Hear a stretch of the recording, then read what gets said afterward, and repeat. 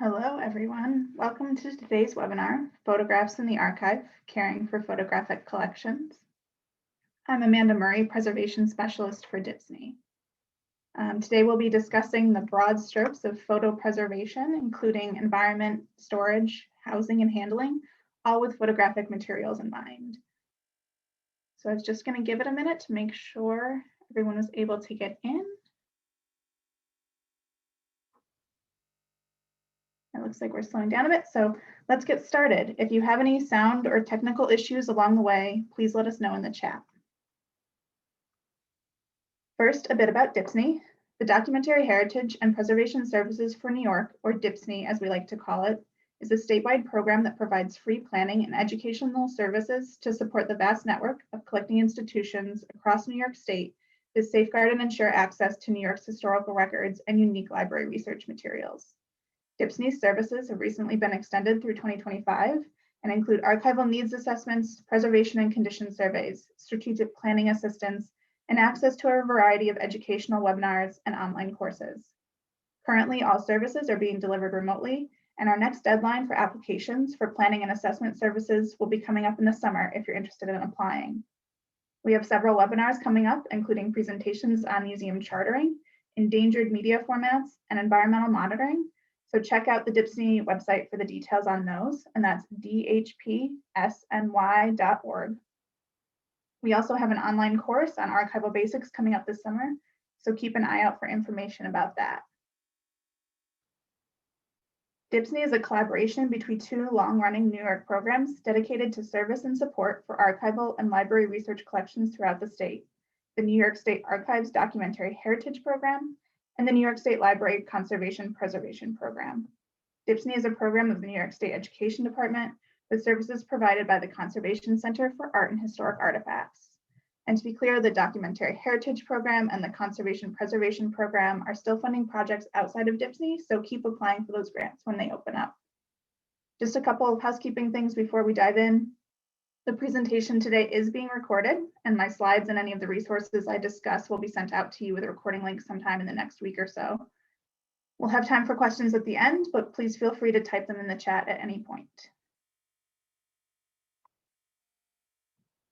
So we'll begin our discussion of photographic preservation by first thinking about the materials that make up our photographs, and then forces of deterioration that affect them, including biological, chemical, and physical forces. Within each of these, we'll discuss mitigation strategies, including proper storage environments and appropriate handling, housing, and labeling techniques. Let's take a look at the basic structure of a photograph. On a very general level, photographs consist of a support, a binder, and an image layer. The support layer is often paper, but can also be film or glass, as with negatives, metal, such as with tintypes or daguerreotypes, or sometimes even textiles. Then there's a binder layer, also called an emulsion layer, which is often gelatin, but can be collodion or albumin, among a host of others, depending on the photographic process used. The light-sensitive material is suspended in the binder layer and through exposure, development, and processing forms the final image layer. Many photographs have coatings over the final image layer or multiple backing materials or additional layers within the structure that serve different purposes. So again, this is a really simple structure. It's just to illustrate that one, photographs are composed of a number of different materials, and you will likely encounter a variety of photographic processes within your overall collections. And two, photographs have a layered structure, which can affect how they deteriorate. Both of these, the layered structure and the variety of materials, have an impact on preservation methods, which we'll see throughout today's discussion. I did just want to point out the ways that I'm using the terms process and format, since you'll likely hear me reference them throughout today's discussion. When I refer to a photographic process, that's the method and materials used in the creation of the photograph, and the format is that method of presentation. So if the image is printed on a postcard or distributed as a cabinet card or carte de visite, that would be mounted on paperboard. That's what I'm referring to as format. So then what are the ways photographs deteriorate, and what are the factors that affect that rate of deterioration? These are the 10 agents of deterioration, 9 of which were introduced by Charlie Costain in 1994 in an article for the Canadian Conservation Institute newsletter, with the 10th custodial neglect added in 1995. So each of these agents is an external force that can cause damage to your collections. Some of these, such as water and pests, can lead to biological threats to collections, while incorrect temperature and relative humidity, light, and pollutants in the air can all cause chemical deterioration. Physical force puts photographs at risk of physical damage, fire and theft can cause complete loss of materials, and custodial neglect can leave collections entirely inaccessible and prevent collections caretakers from being able to plan for or carry out preservation tasks. The preservation decisions you'll need to make for your collections will be based on mitigating each of these risks. Biological threats can affect our photographic collections as they do all materials. Pests may be particularly interested in some of the materials used in photographic emulsions and the paper supports. Mold can form from water leaks, humidity issues, or be brought in on materials that were previously in poor storage locations. Pests and mold can spread quickly once into a collection and require immediate remediation. To mitigate these threats, there are a number of low-cost measures that you can take to prevent these events from happening and to prepare for immediate response should they occur. Having an updated emergency plan in place is essential for an expedient response to water or mold issues. Working with volunteers or staff who oversee the building itself to perform regular checks and ensure the building envelope is sealed can help with environmental issues, prevent water or pest infiltration, and ensures that when issues do occur, they will be noticed quickly. Food and drink should never be allowed in collection storage areas, and consistent housekeeping procedures should be in place to ensure trash is removed nightly and storage areas are kept clean of dust and debris. Incoming collections should be inspected for evidence of mold or pests, and an area where suspect materials can be separated should be set up. Chemical deterioration is caused by pollutants in the environment and causes a chemical change to the materials. For photographs, this includes staining or yellowing, fading, and silver mirroring, which you can see in the image on the left. It can also cause color shifting in color photographs. Early chromogenic prints are especially notorious for this, and you can see some examples of color shifting in the top row of the chart to the right from Graphics Atlas. You'll also see chemical deterioration sometimes in the support layers with metal or glass corrosion or foxing of paper supports, which appears as reddish colored dots. Proper environmental controls such as setting relative humidity and temperature goals and limiting light exposure can help greatly reduce these forms of deterioration. One of the single best ways to prevent chemical deterioration to photographs is by providing the proper storage environment. Proper storage can help mitigate the risk of a number of those agents of deterioration, including light, pollutants, incorrect temperature, and relative humidity. This includes enclosing all materials in archival boxes or folders within flat files to protect them from light exposure, dust, and other air pollutants. Limiting light exposure by turning off lights in storage when not in use and installing UV filtering films on windows in storage, reading, and exhibition areas can be great ways to prevent extended light exposure. Use metal shelving instead of wood where possible, as wood can off-gas over time. And provide a stable environment where there aren't large fluctuations in temperature and relative humidity.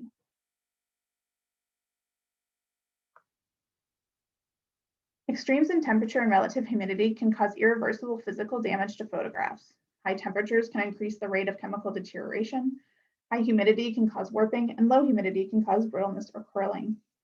The ideal guidelines for general collection storage environments, as put forth by the American Institute for Conservation, are somewhere between 59 and 77 degrees Fahrenheit, with 45 to 55% relative humidity. Photographs overall do better in what we would consider cool storage, with temperatures below 65 degrees and humidity levels between 30 and 50%. If you don't have the option of different zones for environmental control, which many don't, you'll want to determine environmental goals based on what's best for the entire collection. If you can set environmental goals that fall somewhere in the cooler end of those temperatures and lower humidity ranges overall, that's excellent for your photographs. But ultimately, just being able to provide a stable environment that doesn't have large or rapid fluctuations will always benefit your collections, whatever your set environmental goals are. Cold or frozen storage is another option for storing photographic materials. This can be a good option to explore, especially if you have large collections of negatives or deteriorated photographs, as this type of storage can stall further deterioration of these materials. Cold storage is considered less than 50 degrees Fahrenheit, while frozen is below 32 degrees Fahrenheit. Cold storage does require a sizable investment of time and resources, so it won't be an option for all, but there are different methods of accomplishing this type of storage environment. Some institutions are able to build specific vaults while others use standalone freezers. Materials in cold storage require specific packaging to protect them from humidity changes and require time to acclimatize when they are removed from storage, so they are less easily accessible. And there's a lot to consider when thinking about adding cold storage and deciding what materials will be stored there.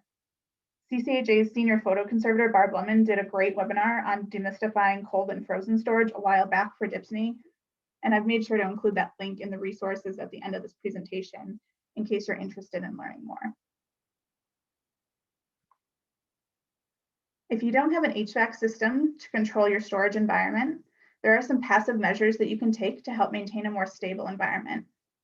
Standalone humidifiers, dehumidifiers, or air conditioning units can be used as appropriate in collection spaces. As discussed earlier, working with staff or volunteers in charge of building maintenance to ensure that the building envelope is sealed, adding UV filtering films to windows, and increasing air circulation in the building are all passive measures that can help provide a stable environment. Monitoring your environmental conditions is important.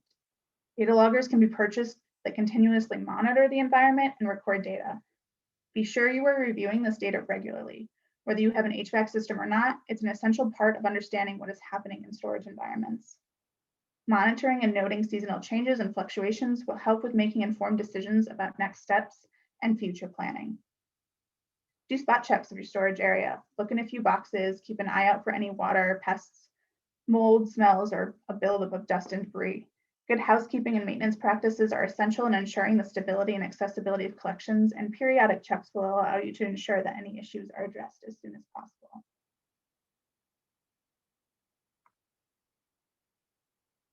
And then there's physical damage.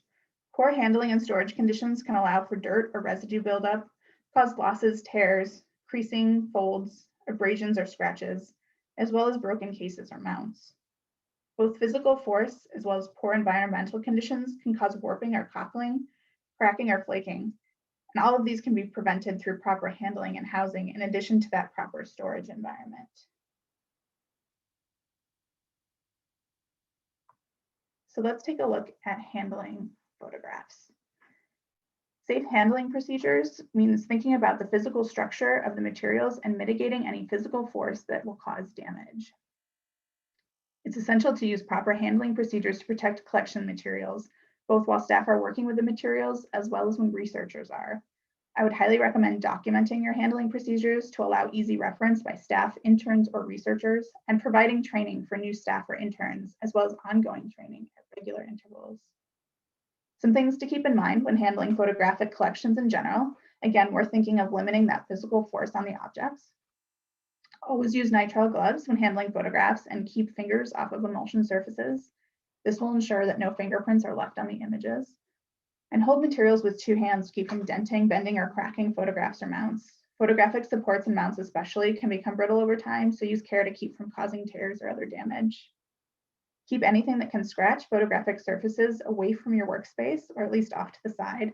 This includes removing dangling bracelets or jewelry on your person, as well as pencil or eraser bits used in marking housings. Small bits from eraser marks will stick to emulsion surfaces and can damage the photograph, so be sure to keep your work surface clean. Be aware of any condition issues that you might see, such as those brittle mounts or previous tears, to ensure that the way you hold and handle that material will not exacerbate the issue. And use a support board underneath photographs when moving oversized or fragile materials for added stability. Having two people to handle truly oversized materials and communicate clearly while moving items is helpful, and use book trucks or carts to move boxes. Make sure you have enough empty table space to allow movement of materials without damage. When you pick something up, make sure you have a place already cleared to move it to and a clear path to get there. Plan ahead. Allow only pencil in research rooms or near materials, and avoid rolling, bending, or flexing the photographs and applying pressure to the surface. When looking through a stack of photographs, you want to lift each one up from the stack individually and move it to a new area on the table so that you aren't sliding one photograph across the surface of another. And the same goes for returning those photographs to the stack. Carefully place each on the pile rather than shuffling them back together. You want to provide supports for viewing cased objects or scrapbooks. These are materials that aren't really built to lay flat, so they'll need cradles for extended viewing. Again, document your handling guidelines and make them easily accessible for staff and researchers.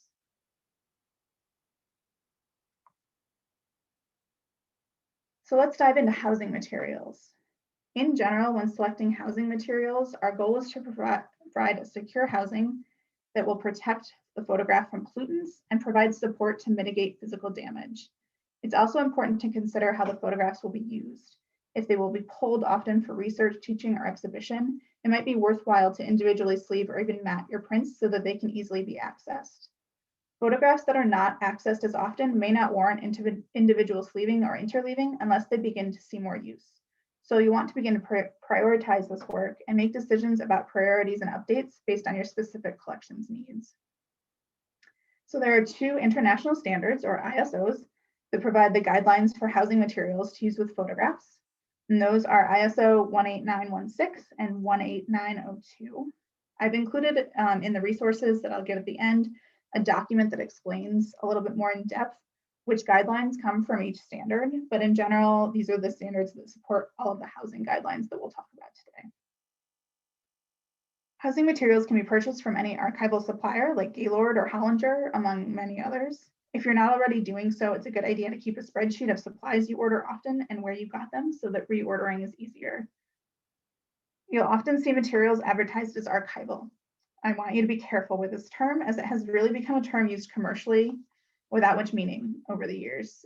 So instead of purchasing housing materials listed solely as archival, double check the material specifications for these specific designations that we're going to talk about. When purchasing paper housings, you're going to look specifically for acid-free and lignin-free materials. Acid-free materials are pH neutral at the time of manufacture, and lignin is a polymer that's very necessary in plant structure, but when it's present in papers, it can darken and grow acidic over time. So newsprint is a good example of a paper that contains lignin. So look for acid-free and lignin-free. And then for almost all photographic materials, you can choose buffered enclosures. Buffered materials have an added alkaline reserve, usually 2 or 3% calcium carbonate, that helps protect from acid migration or acidic pollutants in the environment. Buffered enclosures are what is recommended for housing most paper collections as well, so you can use the same housing materials with your photographs. The one caveat to the buffered paper rule is that cyanotypes and blueprints should be stored in unbuffered materials. The alkalinity of the buffering agent has been known to cause fading in the blue pigments used in these processes. So those are the ones that should be stored in unbuffered separately. So any housing materials that come in contact with your photographs should also pass the photographic activity test, or PAT. The PAT is an accelerated aging test developed by the Image Permanence Institute that looks at interactions between photographic materials and housing materials. Housing materials that pass the PAT have been tested to ensure that they will not interact with the components of photographic materials over time. So all materials used to house photographs of any kind should pass the PAT. And you can see on the slide the logo for the PAT test that is often used to designate that a material has passed this testing, but sometimes you'll also just see it spelled out. So again, you'll find that under the material specifications on any of the supplier websites. Any interleaving papers you use should have a smooth texture and follow all these same guidelines that we've already discussed. There are specialty photo interleaving papers that you can buy, but really you just want to ensure that the interleaving paper you choose is acid-free, lignin-free, and passes the PAT. You want to avoid glassine in contact with any type of photographic materials, as this can deteriorate and stick to the image surfaces. It's very common to see it in collections, but it's a good idea to begin to remove that glassine as time and funding allows.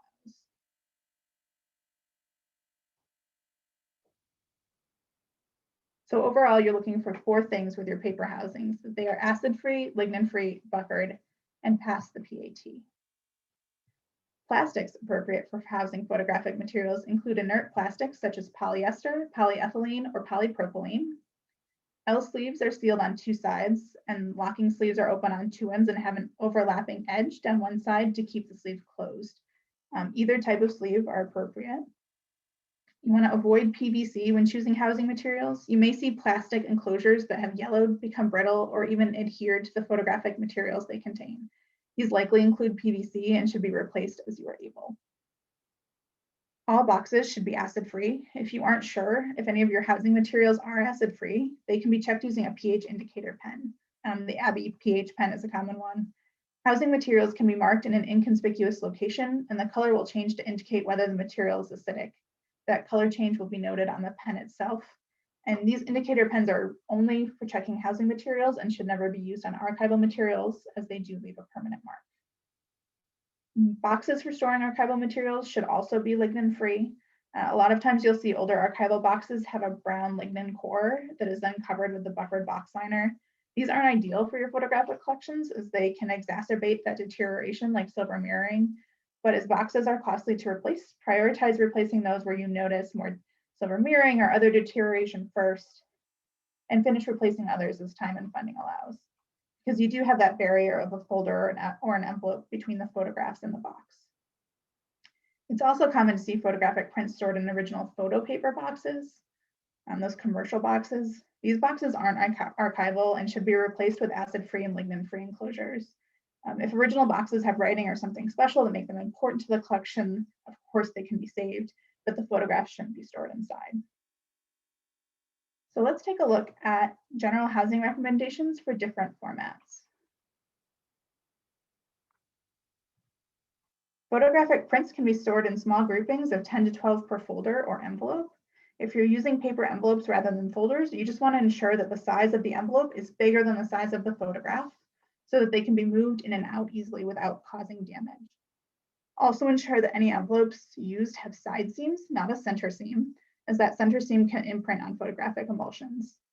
Similarly, you'll want to ensure that all photographs are housed within folders that cover the entire photograph so that edges aren't abraded or damaged.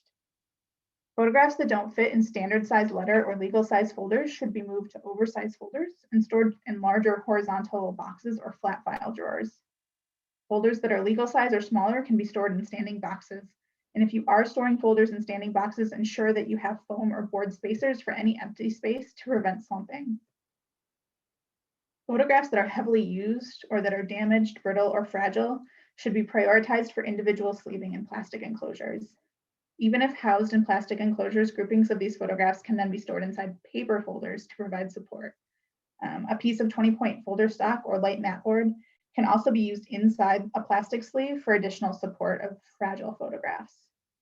Use the same orientation for each sleeve. So for example, if you're using the L sleeves, put the open corner in the upper right for all your photographs so the person handling them or pulling them out of the folder knows what to expect as each print is pulled out. Don't use sleeves on any friable media, flaking images, or powdery hand coloring. Those plastic sleeves have a bit of an electrostatic charge, and bits of those flaking or powdery materials will cling to the sleeve. So you want to put those in paper folders. For those photographs that don't need individual sleeving, they can be interleaved within a folder with a single sheet of paper between each photograph. This is the ideal for photographic storage, as it helps to avoid abrasions, scratches, or any offsetting. But interleaving all photographs isn't often feasible due to the time and cost as well as space. So you'll likely need to prioritize where you focus these efforts.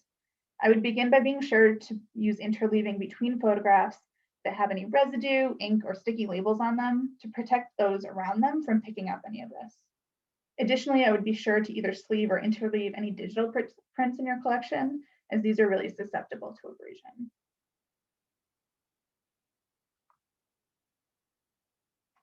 Cased photographs should be stored in custom floor flap enclosures where possible, and those stored vertically in boxes well suited to their size, or with foam or board spacers for support.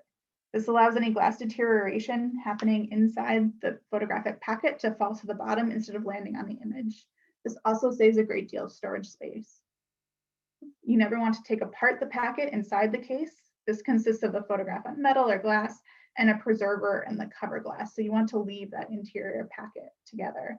If cleaning is needed, that's definitely a time to consult a conservator. You'll often come across tin types that don't have a case, and these can be stored in paper envelopes or floor flap enclosures as well.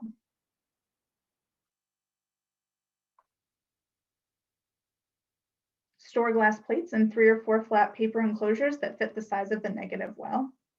Most of the time you'll encounter standard sizes with glass plate negatives. And when placing them in paper enclosures, be consistent with placing them emulsion side down. This will protect the emulsion surface from handling when those enclosures are opened up, and the white paper also helps to make it easier to view the negative without a light box if needed. Lantern slides in good conditions should have a piece of cover glass over the emulsion, so you won't have that vulnerability there that glass plate negatives do. Once wrapped, store glass plates standing on the long edge in well-fit boxes, as this will decrease the likelihood of breakage. Oversized glass plates should be stored in horizontal boxes with only a few to a box. Be sure not to pack boxes too tightly, and then use spacers again where boxes aren't full to prevent movement and breakage. I would add that when choosing where to store these boxes on your shelving units, you want to place them on lower shelves due to their weight and to make lifting and moving easier. I would also encourage you to label all boxes that contain glass plates with tags that say glass, fragile, or heavy as needed on the exterior of the box so that anyone accessing them will know immediately what the box contains.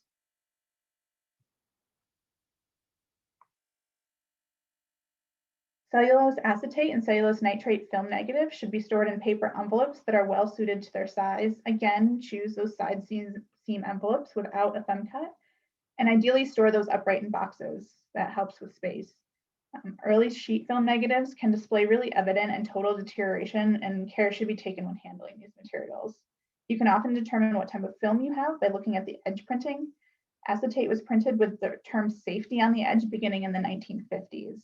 But earlier negatives might not have this designation. I would encourage you to consider these materials for digitization, those early film negatives, as if they're not in cold storage, they do tend to inevitably deteriorate, and you may lose access to those images. So if you have a large number of early negatives, you could also consider cold storage as a really great place to store those. Polyester negatives, what's kind of photoed on this or pictured on this slide, are much more stable and are often present as 35mm film in collections. These can be stored in inert plastic sleeves, as shown here, or paper sleeves as well. Film should always be stored separately from prints, preferably in separate boxes, but definitely in separate enclosures. Just be sure that you track those related pieces in documentation on the enclosures and in collection records so that you know where you have both prints and negatives.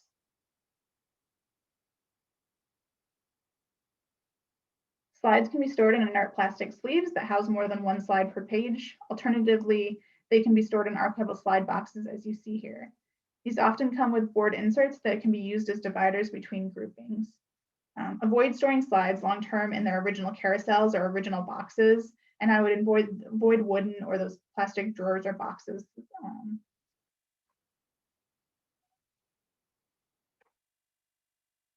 Albums in really good condition can be stored vertically on shelves like a book. Alternatively, albums with loose photographs or pages or broken bindings should be stored horizontally in custom fit boxes to protect from dust and damage. Again, you want to use spacers in those boxes where the albums don't fill the box to prevent that album from shifting as the box is pulled and returned to the shelf.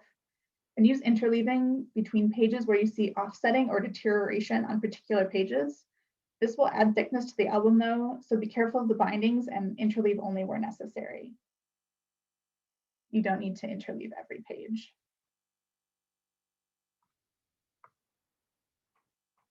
So let's move on to labeling. You want to ensure when labeling your photographic materials that you aren't doing any damage to the materials and that any method of marking you undertake can be removed if needed. So in an archival setting with groupings of materials, I would recommend labeling archival enclosures and not individual photographs, if possible. This will save time and prevent possible damage to photographs. I think it's pretty common for information about photographs in an archive sometimes to be written on the back, but I would refrain from doing this.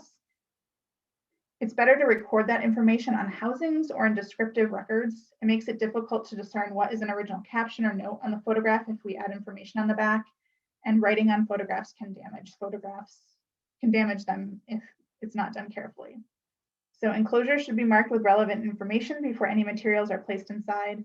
Maintain consistency in what types of information are recorded on each enclosure, such as the folder title and the collection number. And label enclosures consistently in the same area, such as the upper right corner. This makes it easier to find the information at a glance and limits the amount of needed handling.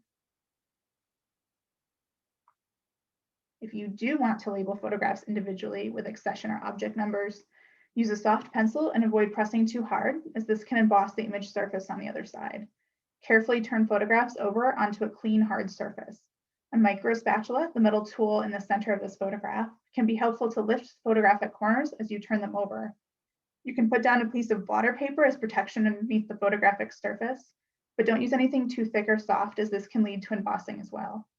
An HB or 2B or softer high quality pencil is great to use. Never use pen, ink, or mechanical pencils.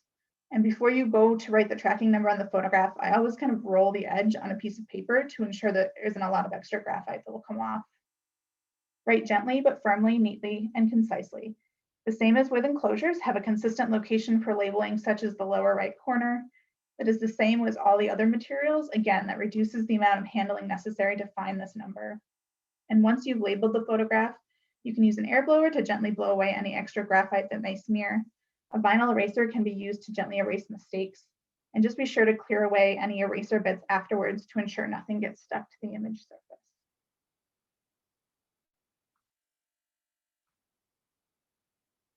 So thinking about improving preservation, in the publication Photographs, Archival Care and Management, Marilyn Ritzenthaler discusses low-cost ways to improve preservation, many of which we've touched on today.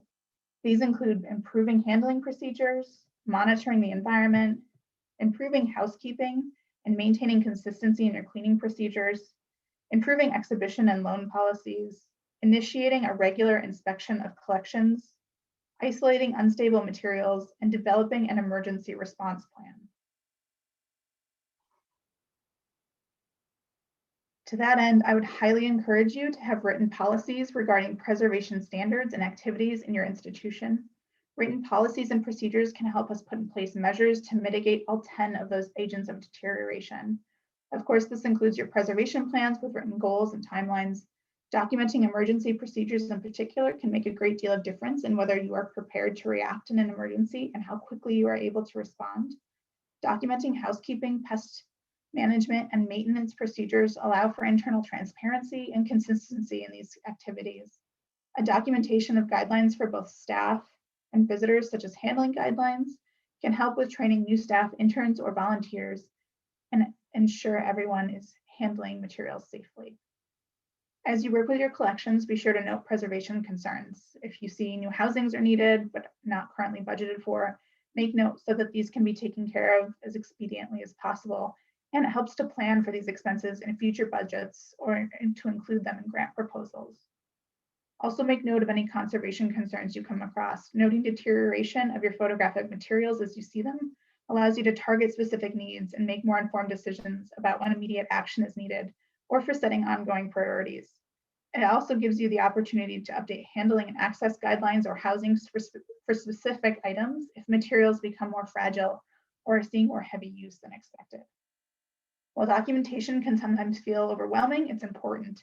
And good documentation now will alleviate time and resource constraints later by allowing for planning and preparation. So I did just want to show some of the resources that I mentioned, and there are a few more on these slides that I didn't mention specifically, but are really helpful. You'll be receiving the PDF of these slides, so you'll have access to all of these links with the recording. And then just briefly, this bibliography includes publications I've referenced in building this presentation, and including in case you wanted to take a more in-depth look at some of these resources. I would highly recommend the Ritzenthaler book as a good general reference, and the Preservation Management Handbook has nice, concise information on storage, handling, and deterioration. The rest are much more in-depth publications about process identification and specific preservation measures for each process. So again, good for a deeper dive. I've included my email here, and I'm happy to connect and help with any collection questions or concerns I can. The whole DPNSY team is available virtually to answer your questions. So I'm going to go to the chat now and try to answer any questions. So feel free to keep adding in there as they come up.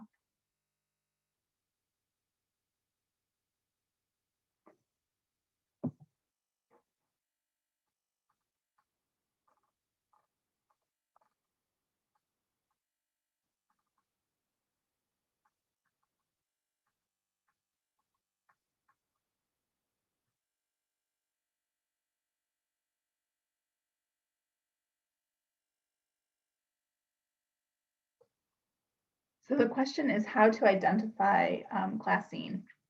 So glassine has like this almost a wax paper kind of look to it. I'm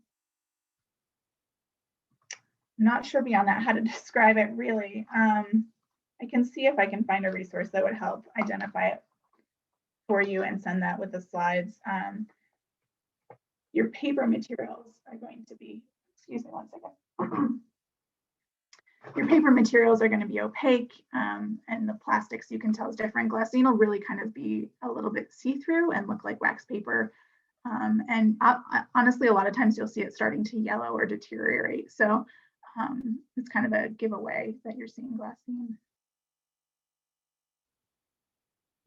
I see a question about panoramic photos that are rolled up. Do you have a specific question about what to do with them? I think overall, rolled panoramic photos are a good thing to take to a conservator if you're thinking about flattening them, because a conservator can help assess and kind of control that flattening process. In storage in general, rolled photographs like panoramas, I would use techniques in rolled storage, so kind of providing support around that photograph and wrapping the outside in paper.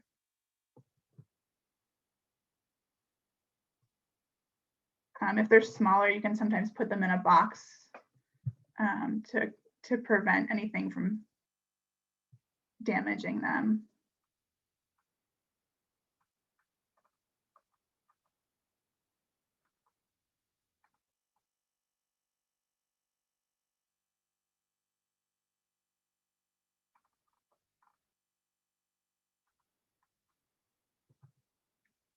Is there a physical difference between buffered and unbuffered tissue? We have a roll of something and want to identify it. Not that I know of. Buffered and unbuffered materials, to my eye, look very similar. So I can see if there's anybody else, if a colleague might have an idea about how to identify that, but I am not sure about the answer to that.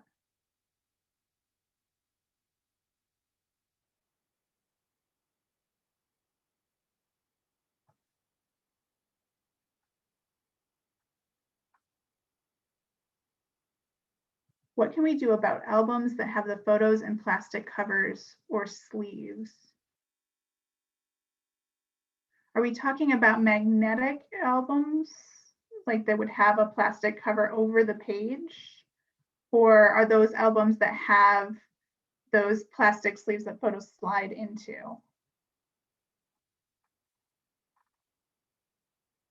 Both. Okay. So I think that, I was just going back to your original question. So plastic photos that are slid into plastic sleeves, as long as you don't see any deterioration of those kind of, I'm thinking like the page holders that hold multiple photos or prints, if those are in albums, those should be okay as long as you don't see any damage or anything happening to them. I would just keep an eye on them to make sure that the plastic itself is good, and usually you can tell it'll start to yellow or turn brittle if it's not, and you could replace that eventually. But if it's not doing any of those things, then I think those are fine. Magnetic albums are problematic a little bit, but they're honestly, they start to deteriorate, photos fall off the pages, those types of things. You can always remove them from those pages. It's hard to keep them in context though. You'd want to put them in sleeves that kind of match the context of that album. Honestly, if they're in good condition, you could leave them as is. They've already been stuck to those pages, so they already kind of have that adhesive material on the back of the photographs. But over time, if there was something that was often used and you really saw a deterioration, it might be a good candidate for kind of disbinding and trying to rehouse in sleeves and keep the context of that album together.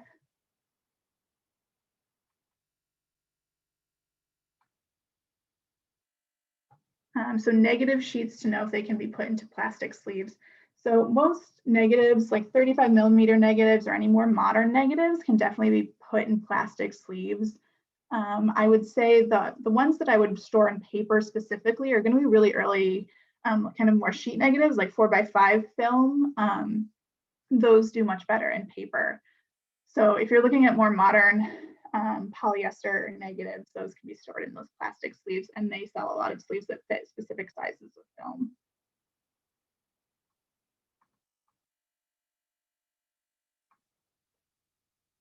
DPNSY has not offered a webinar on digitizing photograph collections yet, but we do have a couple of webinars on digitization. I will make a note of that as a possible future topic. Good suggestion.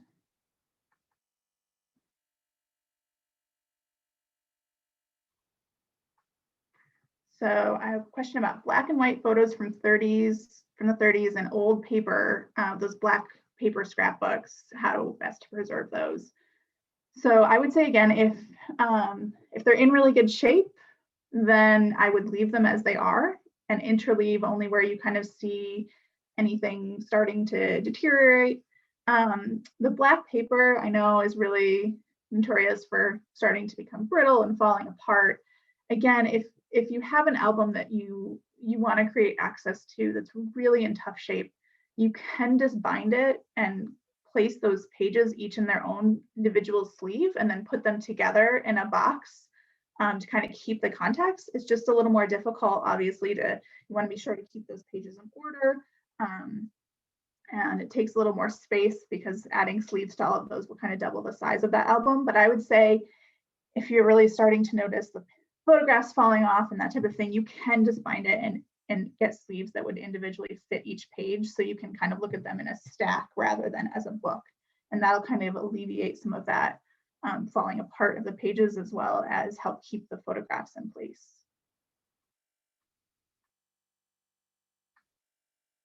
A small museum has shoebox-sized boxes full of photos. How can we best treat them? So I would just make sure that your boxes, that you have good boxes, check that if they're acidic or not using one of those kind of pH indicator pens. I think that if you have them, I'm assuming they're kind of stacked in the box all together, as long as you don't see that there's any residue or ink smearing from one photograph to another, and as long as they're not really tightly packed, I think you're okay to store them that way. I mean, a lot of collections that are really large and might have hundreds of photographs, you can't necessarily interleave or individually sleeve all of those. So I would just make sure that they aren't starting to stick together, that they're in a good storage environment and not in an acidic box. One of the ways that you could give them a little bit of added protection might be to take them out of those boxes and put them in folders or envelopes, like 10 to 12 per folder or envelope, and put them in archival boxes, and that might give them a little bit more protection. You wouldn't necessarily have to individually sleeve or interleave each one, but then you'd have fewer to a folder, and that might make even just accessing them a little bit easier. But that definitely depends on time and resources as well. Any special issues with photographs framed in wood frames? You know, I think DPNSY, we have a webinar about checking your frames and to see stability and those types of things. I don't know of any particular issues per se with photographs in wood frames. I think you probably notice more if your photographs begin sticking to glazing or that type of thing. Honestly, I think it's fine to leave your photographs in original wood frames as long as you don't see any deterioration happening.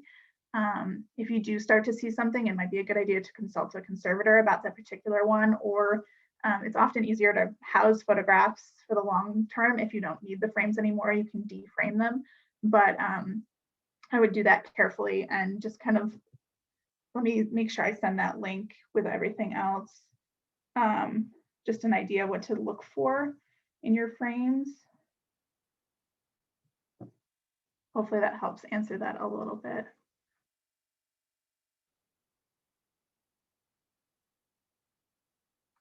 Oh, another question about receiving donations of photographs and frames that are not in good condition, and should we take them out of the frames or store them in the frames? So I think that's entirely an institutional call. If the frames are original and are really important to the photographs, then maybe it's going to be exhibited often in those frames. It's something you can consult a conservator about, making, maybe treating them or figuring out a way to safely house them.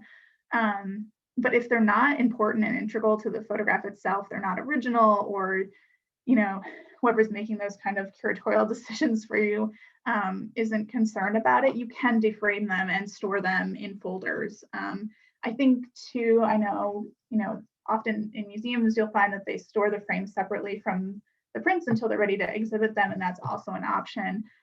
Again, I would just be careful on framing, make sure that you're paying attention to anything as you're taking things out of frames, so that you're noticing any deterioration or damage before you go through that process.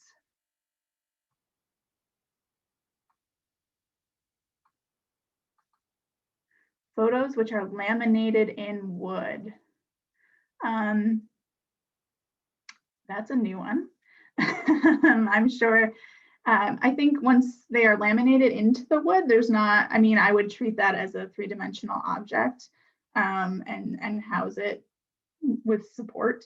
But there's nothing really, I think, if there's deterioration or something going on, that'd definitely be something to consult a conservator over, but I'm not sure if there's anything particular you should do for the photograph itself. Once it's laminated or covered in that coating, I think that kind of changes the structure of it.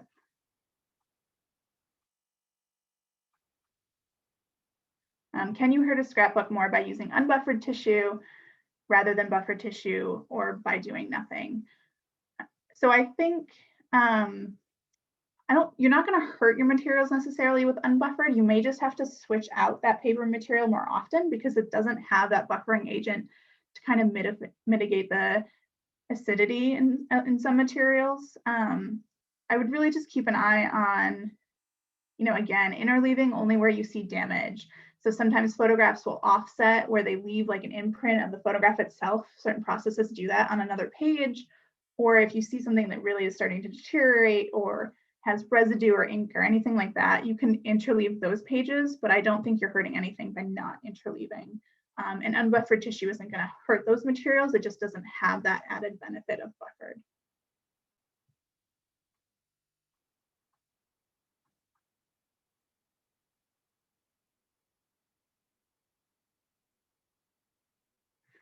So what would you do with cardboard enclosing an old photograph that has the name of the photographer?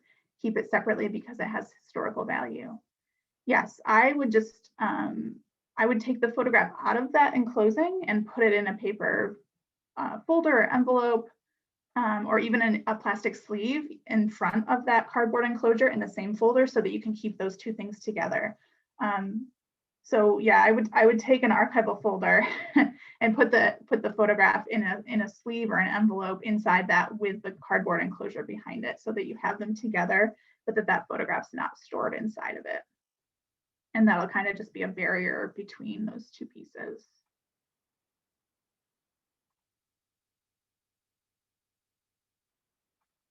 Oh, and I see a comment about deteriorating wood with the laminated photographs. Yeah, I definitely think that's one to take to a conservator. I'm not sure that the photograph, I'm not sure at all about removing the photograph from the wood at all, but if it's laminating to the wood, then it's definitely something to take to a conservator and get their opinion on whether that could be treated or not, or removed. Are there any other questions?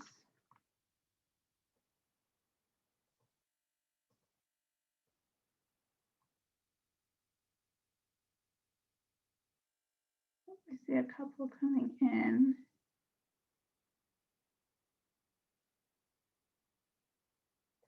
Old family albums, is it preferable to remove the photos from around 1870 to PAT boxes or leave in the album?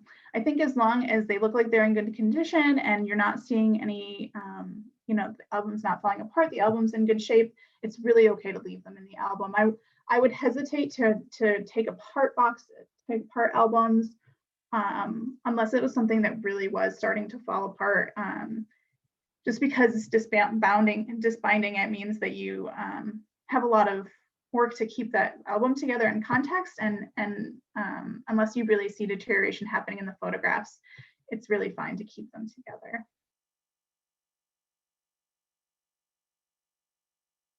And so using appropriate plastic pages with separate pockets for several pictures is okay to use in albums.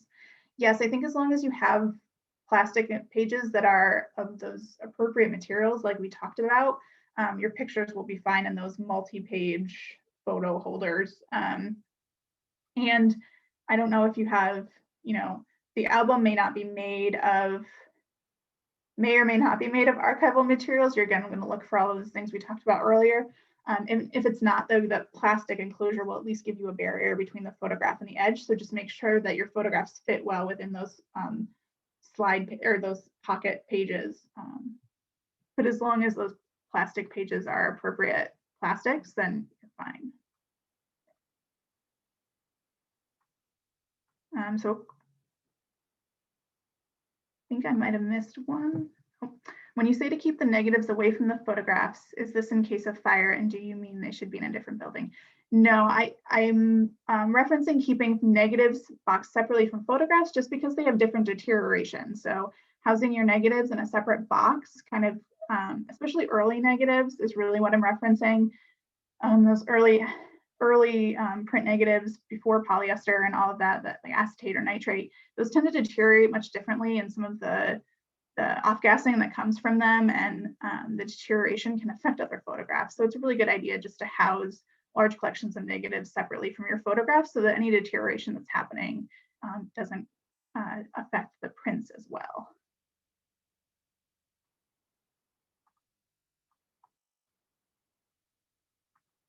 And then there was a question about what type of paper to put between photographs. And again, I would look for interleaving papers that are acid-free, lignin-free, and pass the PAT. That also have a smooth surface, just so that there's no abrasion happening. I've often used, I think there's one called like Phototex and Silver Safe. I've also used Permalife paper as interleaving paper, or you can use buffered tissue paper. It won't be, the buffered tissue clings a little bit more, so you have to be a little more careful in lifting it off, but it would provide a barrier between the two.